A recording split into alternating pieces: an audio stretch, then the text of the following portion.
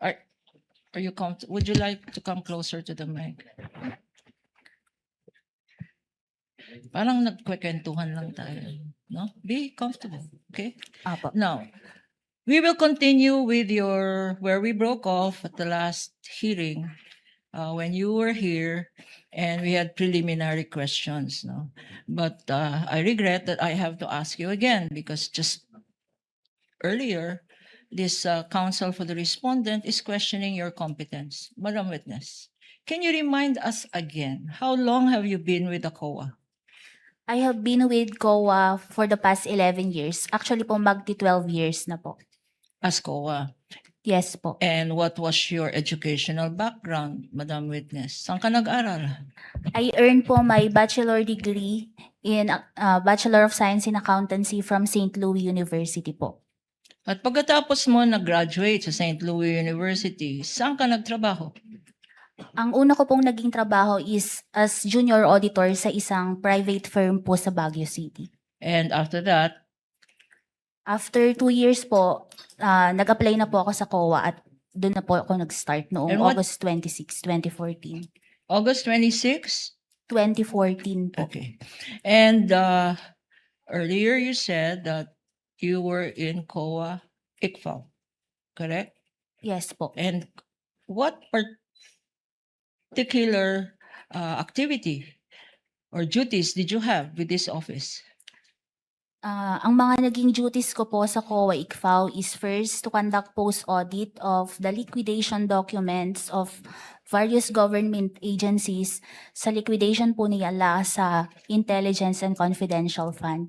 And draft po an audit observation memorandum, notice of suspension or notice of disallowance po as may be warranted under rules and regulations on settlement of accounts.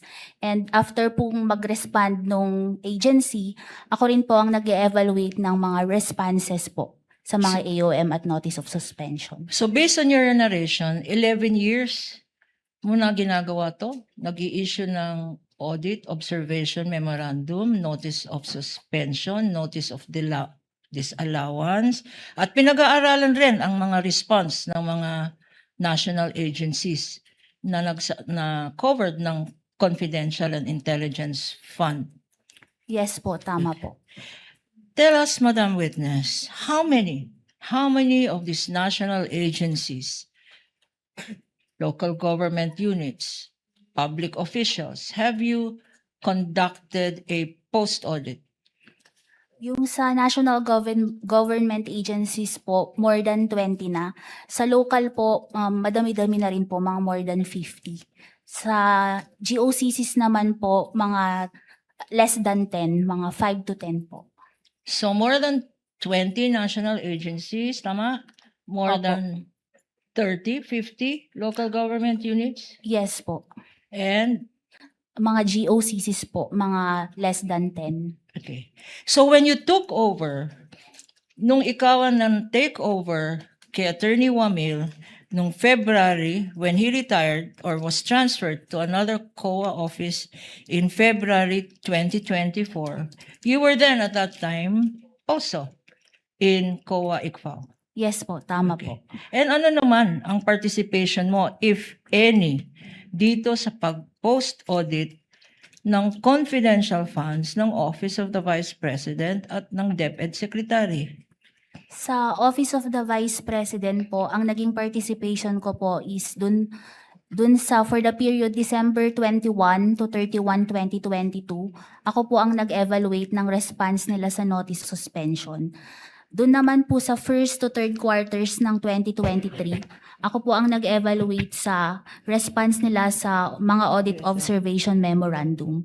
Sa DepEd naman po, ako po ang nag-evaluate ng responses nila para dun sa dalawang AOM for the first to third quarters of 2023. Okay, Madam Witness, you took over the functions, or you took over yung mga in-audit ni Attorney Wamil.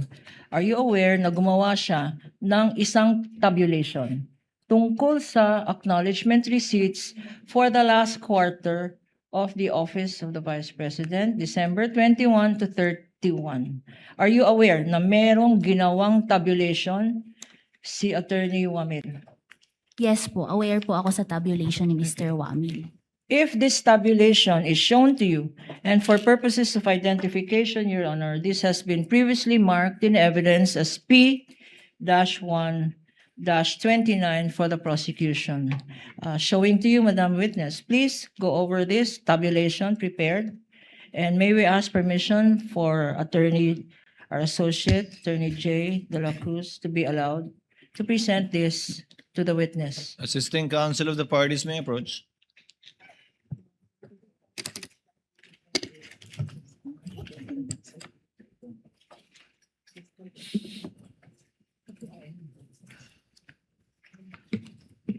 Just for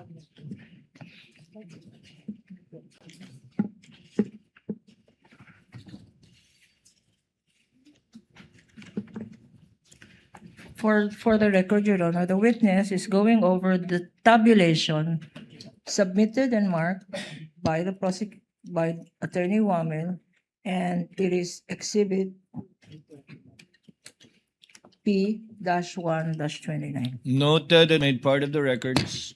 Do you confirm, Madam Witness, that ito ang tabulation na sinubmit ni Attorney Wamil sa COA ICFAO office na minana mo sa kanya? Yes po, ito po yung tabulation na kasama po doon sa mga documents na na-forward sa akin.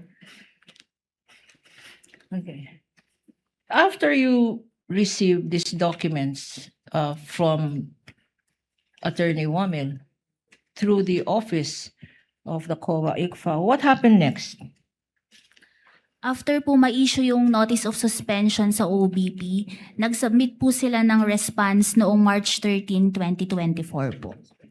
Itong response na sinasabi mo, meron ka bang kopya? And if shown to you, itong response ng Office of the Vice President, will you be able to identify the same? Yes po.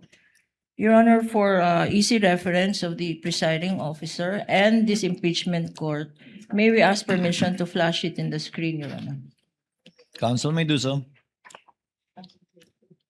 You're referring to exhibit P-1-13-B Yes, Your Honor.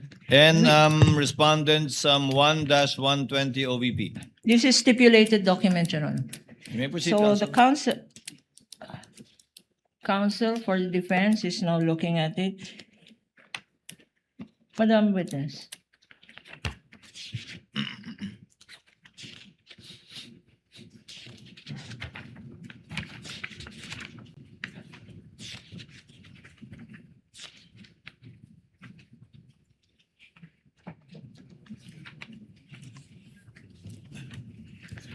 Having gone over this document, Madam Witness, ito ba yung sinasabi mong letter response ng Office of the Vice President?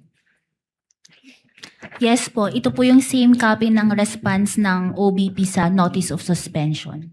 I will now show you, Counsel, JVD. I will now show you the second page of this letter, Madam Witness, being flashed on the screen.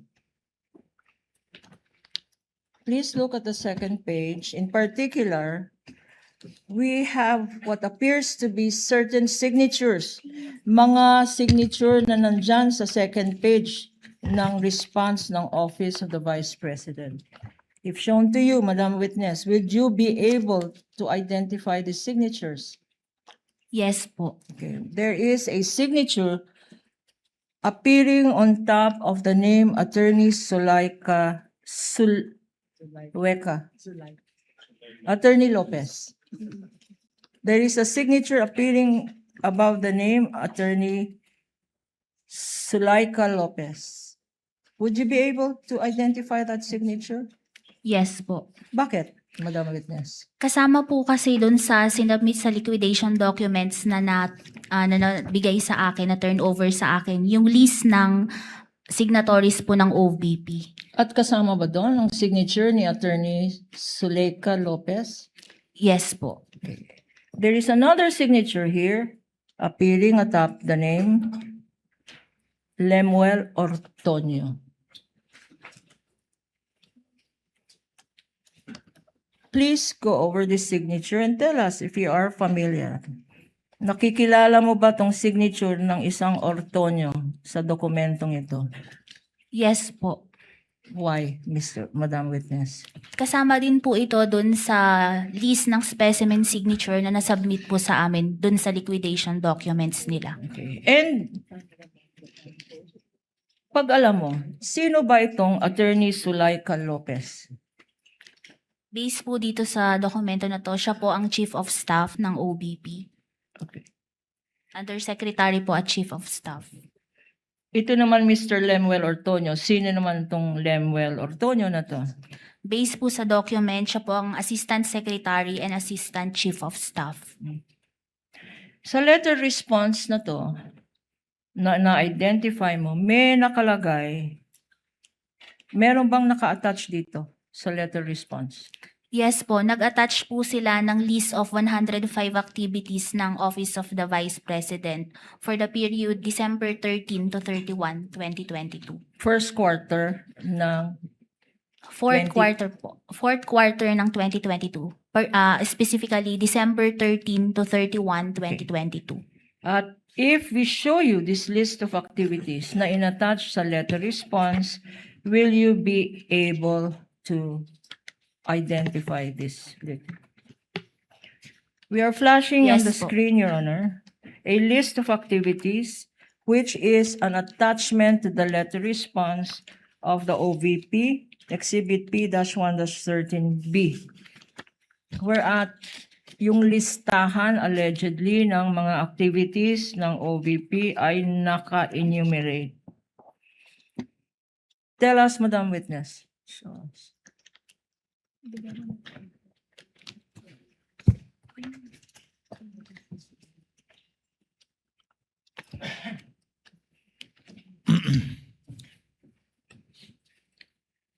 Likewise, flash on the screen. Tell us, Madam Witness, ano ang significance nitong mga list ng activities na sinubmit ng Office of the Vice President sa kanyang letter response? Anong ibig sabihin nun? List of activities. Ito po ay naging attachment nila as documents evidencing success of information gathering and or surveillance activities po na required po kapag nagkakaroon ng payment of rewards. Anong period covered itong list of activities? December 13 to 31, 2022 po. And what ang observation, itong activities na nakalagay dyan ay prior to the receipt of the Office of the Vice President of its confidential fund.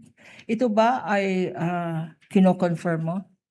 Yes po, kasi yung cash advance po for 2022 po is for the period December 21 to 31, 2022. At kailan na tinanggap ang cash advance? December 21 po ang start. Okay. Hindi ba ang ibig sabihin ng liquidation report, sinasabi mo kung ano yung mga pinaggamitan mo ng cash advance? Tama ba yan? Opo, tama po. Okay. And sa palagay mo, compliant ba to? Kasi post-audit compliance ba ito? Based po sa Basta- document, Yeah. based po sa document na to, hindi po napakita dito na yung proof of success of the information gathering at may mga activities din po dito na from December 13, 15, 17, 18 na hindi po sakop dun sa period of utilization ng cash advance which is for December 21 to 31, 2022. So you mentioned a joint circular? Meron ka bang anong pinagbasihan mo kung bakit violation ito? Under po kasi sa Joint Circular 2015-01, kapag po ginamit ang confidential fund sa payment of rewards, subject po ito sa 3 conditions. Ano yung mga condition na yun? First po, it should be approved by the head of agency. Pangalawa po, it should be supported with documents evidencing success of the information gathering and or surveillance activities on account of the information given by the informer. And yung last po is, it should be directly related sa confidential activities ng agency po. Okay, so ano dyan sa requirements ang sinasabi mo hindi sinunod ng Office of the Vice President? Ito po kasing listahan na to, sinabit nila as proof of success of information gathering to support the payment of rewards. Pero based po sa documents na to, hindi po namin nakita yung particular accomplishment. Okay, nakalagay sa dokumento examples ng activities ng Office of the Vice President for the confidential funds. Pakibasa nga for the record, no? Kasi tama ba yung basa namin, may tree planting, gift giving. Please read for the record, Madam Witness. Ano yung sinasabing pinaggamitan ng confidential funds? Dito po sa December 13, 2022, Department of Education 2022 Partners Appreciation Night in Mandaluyong City, Metro Manila. December 15 night. Sandali. Appreciation night. Opo. Sa pagkaintindi mo, confidential activity ba yan? O nasa listahan ba yan Your Honor, ng confidential activities base sa joint circular? Based po dun sa enumeration kung saan gagamitin ang confidential fund, hindi po ito nakasama doon. Basahin mo pa yung iba. So hindi. Ano pa yung iba? December 15, 2022, Knights of Rizal Supreme Council, 60th year of the Institute in Baguio City, Youth Campaign of Patriotism. Meron din po Compliant ba to sa listahan?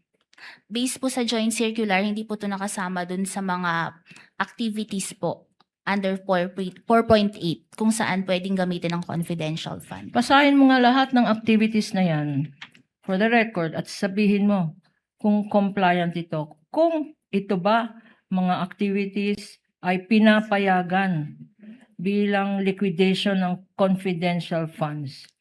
Meron po dito December 17, 2022, Christmas activity in Happy Land, Tondo, Manila. Christmas activity and exploration meeting of Extension Office Barangay 101 in Tondo, Manila. Consultation with Barangay Chairman ng Manila in Manila. Pasasalamat and update meeting TODA in Barangay Batasan Hills, Quezon City. May mga activity po dito na pasasalamat, coordination meeting, may mga tree planting po, distribution of wheelchairs, gift giving, medical mission, at iba pong activities ng mga satellite offices po ng Office of the Vice President. Sa joint circular na minention mo, can you remind us, ano ba talaga ang definition ng confidential funds? Ang confidential fund po, ito po yung lump sum amount na nasa General Appropriations Act na gagamitin po for confidential activities po ng isang ahensya. At itong binasa mo, tree planting, Christmas, napakadaming Christmas party, napakadaming award ceremony, yan ba ay pinapayagan sa sinabi mong definition ng confidential funds? Hindi po. Hindi po. With the indulgence of Your counsel. Honor, please. With the indulgence of counsel. Ms. Eileen, maliban sa hindi pinapayagan o pasok sa pwedeng paggastusan ng confidential fund yung mga binasa po ninyo, yung gastos ay ginawa rin bago na encash yung cheque. Kung based po sa document na ito, meron po kasing activities dito na from December 13 to 18 na hindi po sakop dun sa period of utilization based Apo, sa accomplishment so labas doon. report.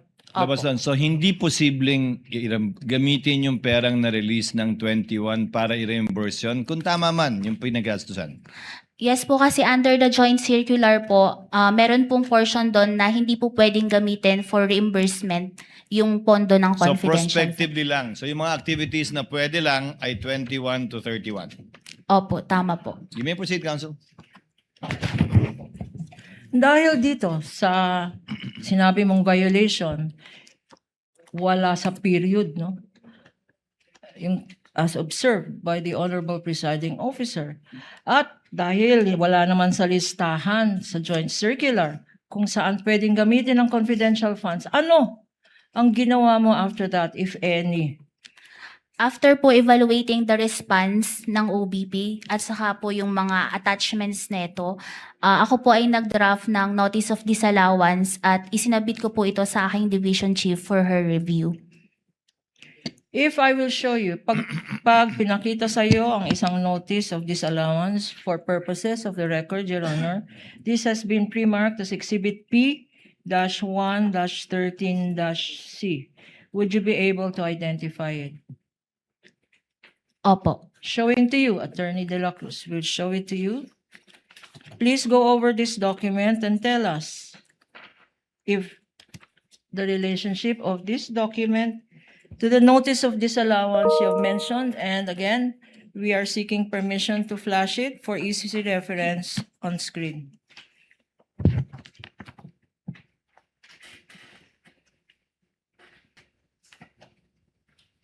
Opo, yun po yung same copy ng Notice of Disallowance na inisyo namin sa Office of the Vice President. Please look, Counsel, please look at this notice of disallowance. There is a signature there